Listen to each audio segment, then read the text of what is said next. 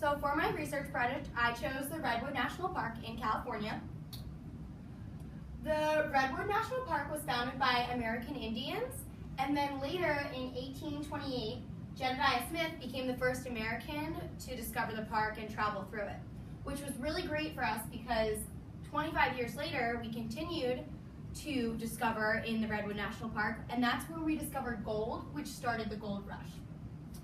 Another important part of the Redwood National Park's history is that they started logging, and logging is the process of cutting down trees for timber or to sell the wood, which was a really great part of America's history and a great profit for those people, but it killed 95% of the original redwoods, which really depleted the forests.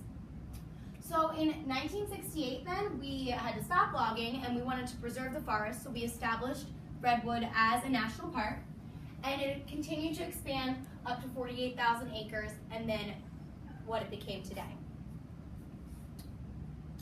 So the physical features of the park, the trees can live up to 2,000 years old.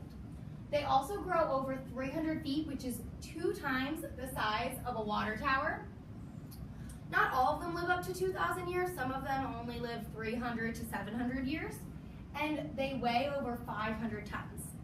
The actual park itself has expanded to 112,000 acres, which is really big, and it has 37 miles of the Pacific coastline, so it goes through Oregon as well as California. It's home to many animals, including elk, deer, fish, and bears, a lot of birds because there's so many large trees. It also has many rivers, such as the Trinity River, which was where the gold rush started, and the Smith River. Something interesting about the trees is that because California has so much fog, the fog is the source of precipitation for the trees, which is a great resource for them, and that's what really helps them grow. Why would we want to go there? So some of the reasons that we would want to go for tourist attractions are to see the beach. Endert's Beach is there, and you could actually watch a really beautiful sunset or see the great whale migration. There's a leftover World War II radar station, which would be interesting if you're really into history. If you're more into animals, you could see eagles nesting. You could also go horseback riding or kayaking.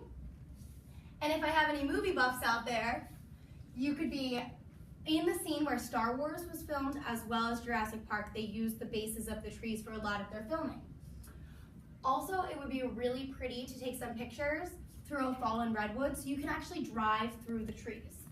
And I've included this little graphic just so you can understand the difference between the sizes of the trees. So a typical apple tree is kind of really small. This is a 10-story building. A giant sequoia is pretty big, but still not as big as these redwoods. A coastal redwood is the highest tree, is the tallest tree, excuse me. I got my information from some National Geographic articles, which are really credible. They're an educational magazine, as well as the U.S. Department of Government website. So it's a national park, so the government endorses the information, which makes it a really credible and trustworthy resource.